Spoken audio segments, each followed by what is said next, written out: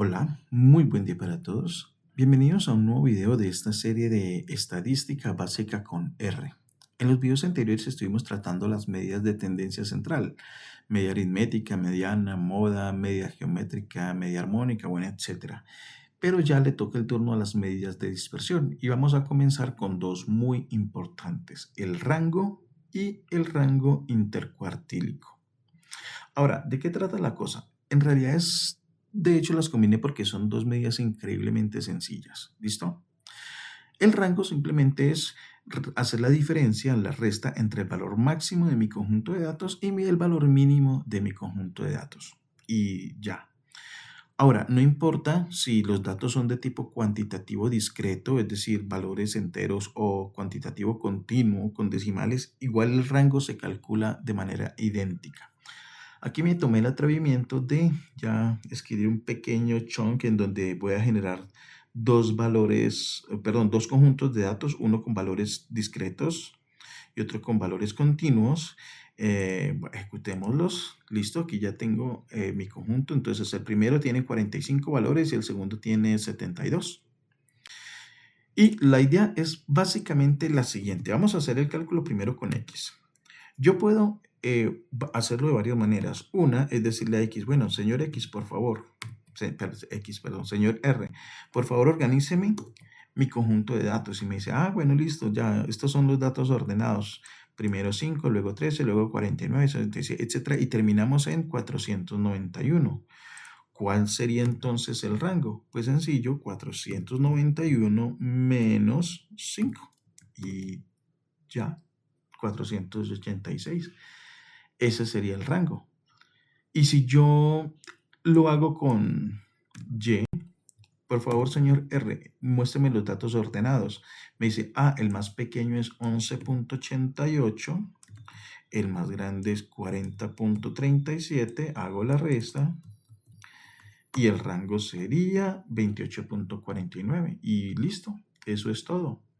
Por cierto, si yo no quiero tener los datos ordenados, yo le puedo pedir perfectamente a R que me diga, señor, me diga cuál es el máximo de X, y me dice que es 491. Le puedo pedir de manera análoga que me diga cuál es el valor mínimo, y es 5.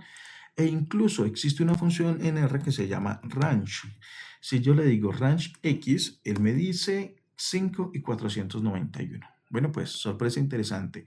La función range de X no me hace la resta, al menos no de manera automática. Simplemente me entrega el valor mínimo y el valor máximo. Si yo quisiera que me hiciera de una vez la resta, entonces yo le digo simplemente range y ya. Y lo mismo puedo hacer para el vector Y. Listo, aprovechando que tengo estos valores aquí, este valor aquí ya de la resta cuando lo hicimos manualmente. Es que range, qué pena. Diff es diff. Diff significa diferencia o resta. Ahorita sí. Diff range, y aquí le ponemos el vector, en este caso X y en este caso Y, pues para los dos que yo creé, y esa sería la forma, digamos que de manera más automática, más directa, de calcular el rango con ayuda de R. Y mire que nos coincidió, por ejemplo, con el caso de ella, que lo tenemos aquí como para comparar. Y eso es todo, lo del rango, al menos para cuando nosotros tenemos los datos en bruto, ¿no es cierto? O sea, disponemos de todos los datos. Pero si por casualidad a mí me entregan ya una tabla, entonces, bueno, si la variable fuera discreta, entonces aquí serían los diferentes números, 4, 5, 6, 7, 8, etc. ¿No? Sino que como esta es una tabla de datos agrupados, pues esos serían por intervalos. Pero si fueran datos discretos, pues aquí simplemente yo pongo el valor mínimo, este sería el valor máximo, hago la resta y salió. Y si los datos son agrupados, o sea, si a mí me entregan los datos así en una tabla, yo no tengo acceso a todos los datos en bruto, sino que ya me los entregaron así resumidos, pues yo lo único que podría decir es que el rango sería la resta entre 79, que sería el valor del límite superior del último intervalo, menos 43, que sería el límite inferior del primer intervalo. O sea, todos los datos se supone que tienen que estar entre 43 y 79. Entonces 79 menos 43 sería el rango de nuestro conjunto de datos y en este caso sería 36. Bueno, ya ese sería ¿qué? Nuestro rango. Si no disponemos de los datos en brutos, pues tocaría así a partir de la tabla. Bueno, ahora el rango intercuartílico. Para entender qué es el rango intercuartílico, primero tendríamos que hablar de los cuartiles. ¿Listo? Un concepto que abarcaremos con más profundidad más adelante, pero pues bueno, vamos a adelantarnos un poquito. Entonces, voy a hacer lo siguiente. Voy a volver a escribir aquí a X. X es este conjunto de datos, pero yo lo necesito ordenado. Entonces voy a hacer una cosa, voy a redefinir a X como X mismo, pero con los datos ordenados. Bueno, listo, voy a ¿qué? Ejecutar. Aquí están los datos de X ya ordenaditos. Entonces, hagan el siguiente ejercicio mental. Imagínense que todos estos 45 datos, si son 45, no sé, 45, lo partimos en 4 grupos iguales. Primer grupo, segundo grupo, no sé, estoy imaginándome que aquí son las divisiones. Tercer grupo y el último grupo, el cuarto grupo. ¿Listo? O sea, partimos en 25%, 25%, 25% y 25% del conjunto de datos. ¿Listo? Bueno, ¿hasta aquí estamos de acuerdo? Listo. Y obviamente los datos ya ordenaditos. Entonces, descartamos el 25% de los datos más pequeños, descartamos el 25% de los datos más grandes y hagan de cuenta que calculáramos el rango de ese 50% central que nos queda y el rango de ese 50% central sería el rango intercuartílico. Así de sencillo. ¿Listo? Ahora, el problema vendría siendo cómo determinar los cuartiles. Voy a rápidamente mencionar lo siguiente, porque vuelvo e insisto, cuando hablemos de las medidas de posición ya profundizaremos más de los cuartiles. La fórmula que solemos usar para calcular los cuartiles cuando los datos son no agrupados es la siguiente. Dentro del conjunto de datos X ya ordenados, buscamos cuál es el que ocupa la posición K, factor de n más 1, todo sobre 4, en donde K es el cuartil correspondiente, es decir, puede ser 1, 2 o 3. Bueno, ¿por qué no utilizo, por ejemplo, el 4? Porque el 4 sería el máximo. Y también en algunos casos hay gente que menciona el cuartil 0. ¿Cuál sería el cuartil 0? Pues básicamente el mínimo, ¿no? El valor mínimo. Pero eso ya es cuestión como de nomenclatura y una forma de reexpresar todos esos famosos 5 valores principales de una distribución. Bueno, cuando hablamos de los boxplots, por ahí los mencionamos. Entonces, el rango intercuartílico, que usualmente se simboliza como IQR, por sus siglas en inglés, Interquartilic Range, se calcula como Q3 menos Q1 y ya. ¿Listo? Bueno, y ahorita hablaremos para datos agrupados. Entonces voy a regresar nuevamente con X. ¿Listo? Voy a regresar nuevamente con X. Entonces, ¿cuál es la longitud de X? Obviamente yo ya sé que son 45. Obviamente, o sea, esto no tiene pérdida, 45. Pero lo vuelvo a hacer para que ustedes lo recuerden. Entonces, voy a decir lo siguiente. Voy a determinar cuál sería esto cuando K vale 1 y cuando K vale 3. O sea, sería algo así. 1 por, abro paréntesis, 45 más 1 y todo dividido 4. Eso sería para el cuartil número 1. Y para el cuartil número 3 sería, obviamente, aquí modificamos este 1 por un 3. Y tenemos que los valores de X que a mí me interesan, para especificar cuáles son los cuartiles, sería el X que ocupa la posición 11.5 y el X que ocupa la posición 34.5. Ahora, hay un problema. La posición 11.5 como tal no existe. La posición 34.5 como tal no existe. Lo cual quiere decir que vamos a tener que hacer a tener en cuenta una consideración adicional para determinar cuáles son los valores en específico. Ahora, si yo hiciera, por ejemplo, El caso de Y, y lo vamos a hacer ahorita, la cosa sería más fácil porque 72 es un múltiplo de 4, o sea que yo sé que esto me va a dar un valor entero. Ahí no habría problema. Pero acá sí tenemos que meterle un poquito más de razonamiento a este asunto. Entonces, yo sé que la posición 11 existe, sé que la posición 12 existe, sé que la posición 34 existe, sé que la posición 35 existe, más no existe la posición 11.5 ni la posición 34.5. Entonces, sencillo, voy a coger y voy a hacer lo siguiente. Voy a decirle X, que ya están ordenados, recuerden.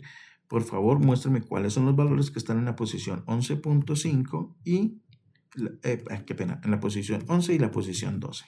¿Listo? Y lo mismo le voy a decir aquí para las posiciones, para la posición del tercer cuartil.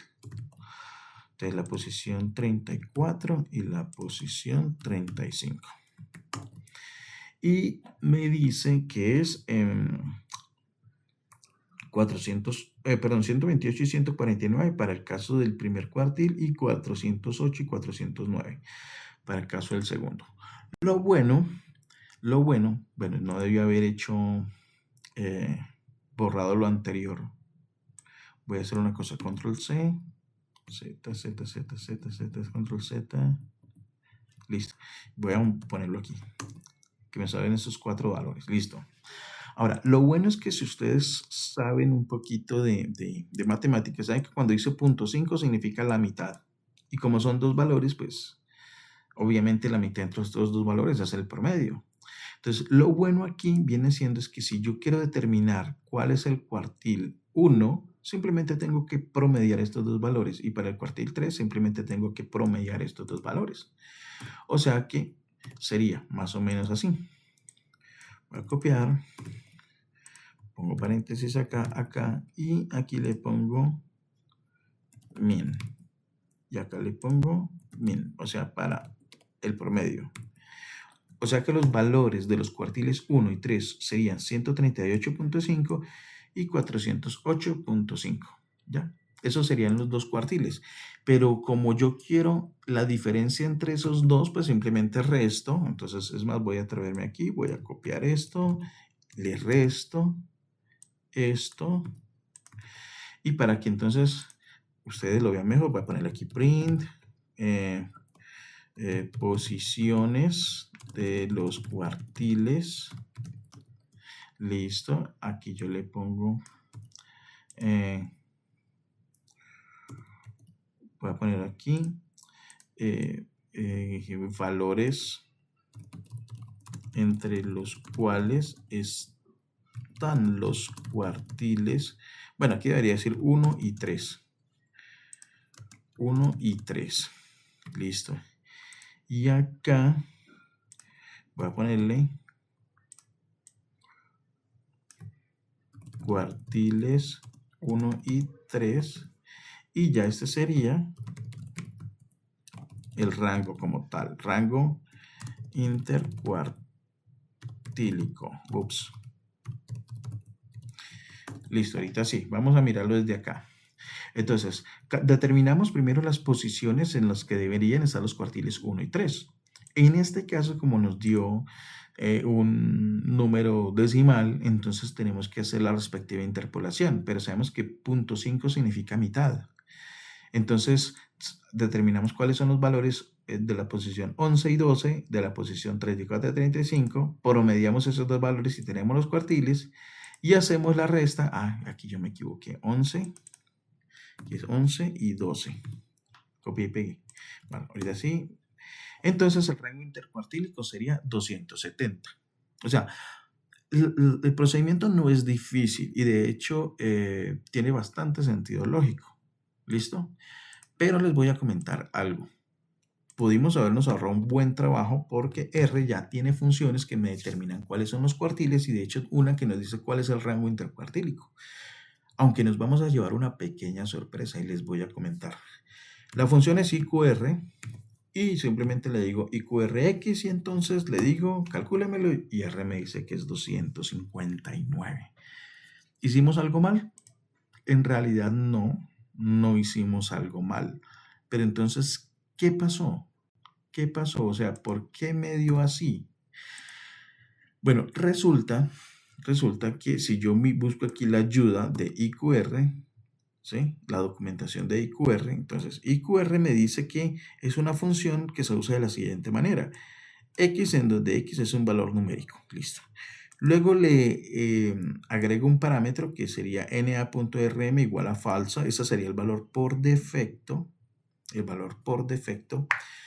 y este valor indica, o mejor, aunque ya lo hemos tratado en videos anteriores con funciones así relacionadas, es mediante el cual nosotros indicamos a R, bueno, listo, tenga en cuenta o no tengo en cuenta que hay valores faltantes, ¿listo? Entonces, en este caso me dice, no, no tenga en cuenta, false. Ah, perdón, esto es remueva los valores. Entonces, en este caso me dice que no los remueva. Como nuestro conjunto de datos no tiene valores faltantes, no hay problema. Y miren que hay un parámetro adicional que dice tipo y por defecto tiene el valor 7. Entonces, ¿qué es tipo? Es un entero que selecciona uno de los muchos algoritmos para calcular los cuantiles. Vea, pues, o sea que este método en realidad es uno de los muchos que existen. Ese es el que a todos nos enseñan en las clases de estadísticas. Es como el más usado, pero no es el único. Existen otros métodos porque, aunque este suena bastante intuitivo, hay que tener en cuenta de que los datos pueden tener diferente comportamiento, o sea, pueden tener una distribución de probabilidad que puede hacernos cambiar toda la interpretación de los mismos. O sea, no es lo mismo que los datos estén uniformemente distribuidos a que tengan una distribución normal o una distribución F, bueno, en fin, etcétera. Una de las muchas que también hay. Esos son detallitos a considerar. ¿Listo? Entonces, a veces resulta más razonable irnos por otro lado para calcular los cuantiles. Entonces, aquí nos dice que el tipo es 7. Entonces, vamos acá. Si queremos ver estos algoritmos, ¿sí? Entonces, bueno, aquí hay ejemplitos. Dice, si queremos ver estos algoritmos, entonces simplemente vaya a la función quantile. Y entonces por acá dice que por defecto es el tipo 7, tan. Por aquí debe decir tipos. Entonces acá aparece una descripción un poquito de cuáles son los tipos 1. Miren, inverso de la función de distribución empírica, similar al tipo 1, pero con pero promediando en las discontinuidades, bueno, en fin, etcétera. Tipo 3, para datos continuos son tipo 4, tipo 7. O sea que, por ejemplo, él utiliza la situación más que considera más general, que incluso los datos sean continuos. Entonces, bueno, en fin, aquí hay varios tipos. Incluso aquí ya podemos decir que el que nosotros estamos usando, bueno, nosotros no, R utilizó fue el tipo 7. Ya digamos que en situaciones un poquito más elaboradas, este curso es de estadística básica, vuelvo y repito, normalmente casi nunca se va a pasar de acá. Digamos que esto, sí tendremos que considerar estos tipos, ¿no? Estos tipos diferentes de algoritmos. Pero hagamos una cosa, solamente como por ensayar, pongámosle aquí type y pongámosle uno de los enteros, que sería 1, 2, 3. Voy a ponerle el 1, a ver qué nos dice. 259, 2. También nos dio 259. Vamos a ver 3, de pronto también nos da 259. Vea, en este caso nos dio 280. En fin, dice el más cercano orden estadístico even es par. Sí, creo que sí. Bueno, en fin. Entonces resulta que hay muchísimos, al menos implementados en R tenemos 9 métodos diferentes de calcular el rango intercuartílico porque pues hay muchas formas de calcular los cuartiles. ¿Sí o no? Entonces, bueno, no se preocupen, vuelvo y repito, no se preocupen si a nosotros nos dio 270 y a R nos dio 259 o 280, dependiendo del tipo de algoritmo utilizado. Esto es entendible en estadística porque hay muchas formas diferentes de calcular algunos valores estadísticos. Entonces, simplemente hay que tener en cuenta que hay que leer la documentación, sobre todo cuando nos enfrentamos a este tipo de situaciones. ¿Listo?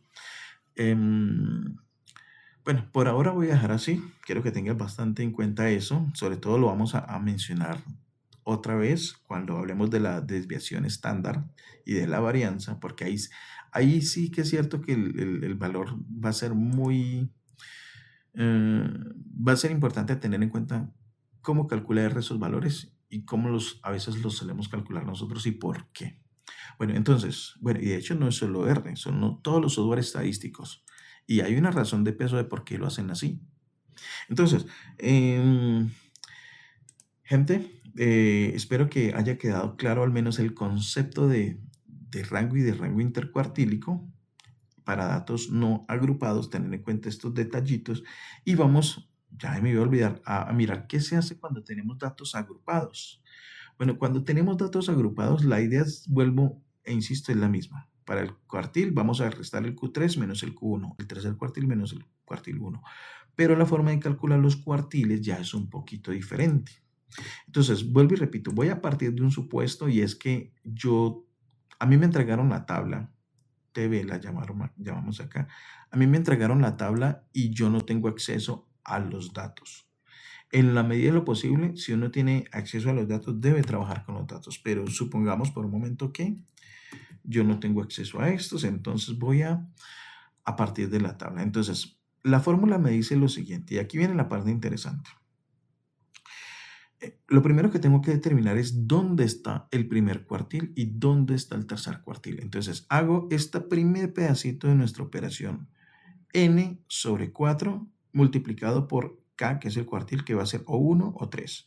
¿Qué es n en nuestro caso? La cantidad de datos, que serían 200. Entonces, volvemos a hacer algo similar. Entonces, 1 por 200, no, miento, ¿por cuánto? Sí, por 200. Por 200 sobre 4. Y luego voy a multiplicar 3 por 200 sobre 4. Listo. Esto me va a determinar las posiciones. Vea, pues la posición, me interesa la posición 50 y la posición 150. Entonces, en la frecuencia acumulada busco la posición 50. Yo ya sé que aquí termina la posición 1, aquí termina la posición 4, porque estas son frecuencias acumuladas. Aquí termina la posición 1, aquí termina la posición 80. O sea que la posición desde la 32, 33, 34, etcétera, hasta la posición 80, el elemento número 80 está ubicado en este intervalo. ¿Listo? Del 55 al 59. Entonces voy a poner aquí 55 hasta 59. Listo, para que no se me olvide. Listo, así no me va a olvidar. Y voy a hacer exactamente lo mismo, pero con la posición 150. Aquí termina la 144, aquí termina la 150. O sea que, bueno, voy a copiar más bien, debí haberlo hecho hace un momento, más fácil.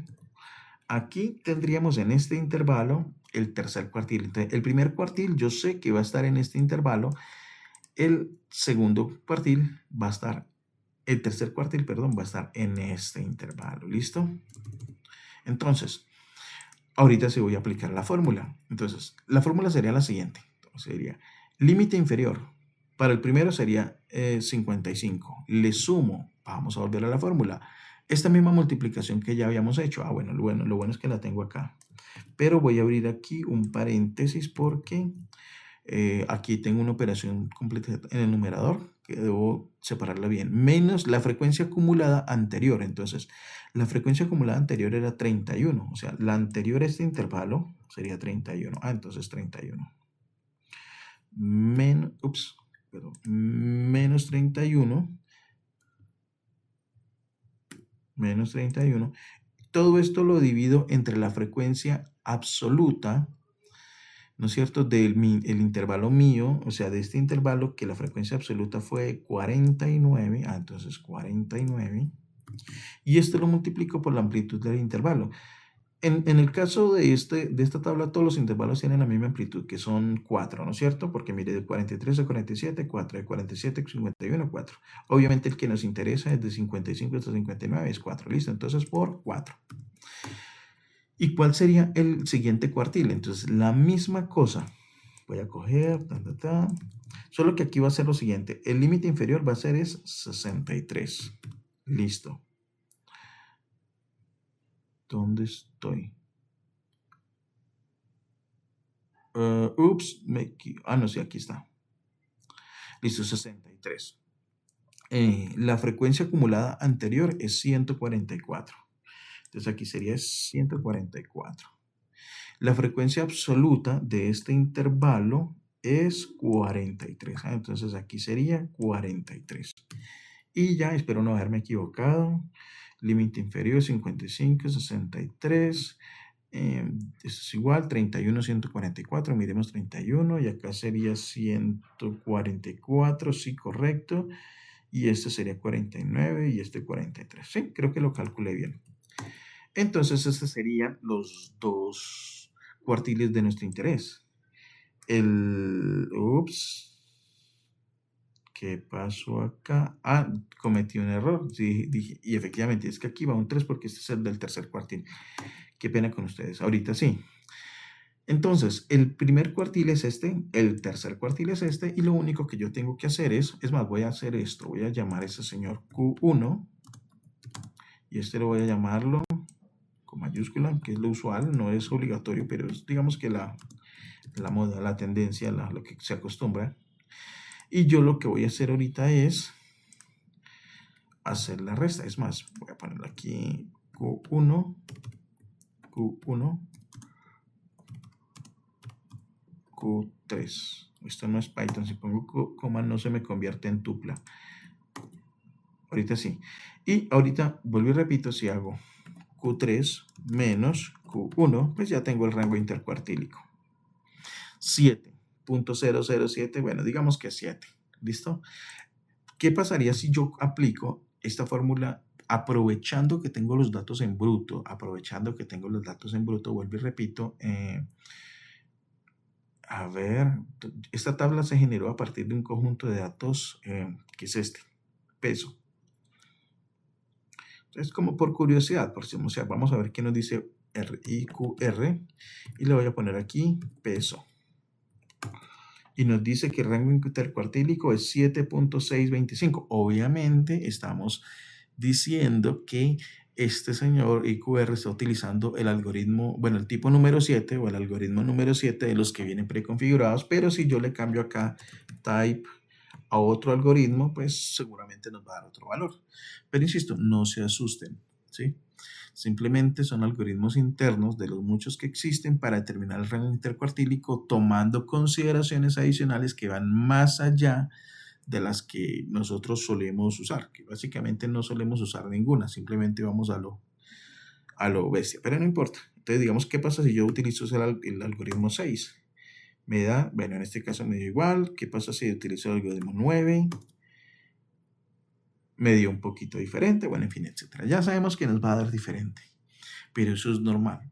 Cuando estén en un curso de estadística muchísimo más avanzado, en donde de verdad toca coger los datos con lupa, con pinzas y todo, y tratarlos de manera muchísimo más detallada, de manera quirúrgica, entonces ya estos señores empezarán a cobrar más sentido y que nos cambien los valores, pues entenderemos mejor esas situaciones. Pero bueno, no importa, el hecho es entender lo que estamos haciendo y esos valores no están mal. Simplemente están calculados diferentes considerando cosas diferentes. Y bueno, pues nada. Bueno, sí, simplemente les dejo un detallito como para que piensen, como para que lo mediten más adelante. Nosotros dijimos acá que estos eran los valores en que se encontraban los cuartiles, ¿no? Estoy usando el dato X. Solamente como por curiosidad, para que mediten un rato, voy a utilizar la función quantile y voy a ponerle X y voy a decirle de una vez que me entregue el cuartil 1, que sería el del 25%, y el cuartil 2, el del 75%. Para que vean en este caso concreto cómo funciona el algoritmo para datos discretos y normales, el algoritmo número 7, y me dice que 149 y 408, mírenlo, aquí están 149 y 408, entonces sabemos que este algoritmo no promedia. toma el máximo del primer cuartil, valor de los dos, y mínimo del tercer cuartil. Bueno, y solamente como para que lo mediten, para que vean de dónde vienen esas diferencias. Bueno, al menos en este caso, ¿no? Al menos en este caso. Bueno, ahorita si no les quito más tiempo, espero que hayamos entendido el concepto de rango y de rango intercuartílico. En realidad me demoré un poquito más, pero creo que valió la pena este video así de largo. Em, pues nada, espero que hayamos aprendido mucho, que este video haya sido de su agrado y que sigan acompañándonos con los videos porque esto todavía está empezando, ¿no es cierto? Y nada, si les gustó, por favor dejen su like, suscríbanse si no lo han hecho para que estén al tanto de lo que se viene y nada, un feliz resto de día para todos.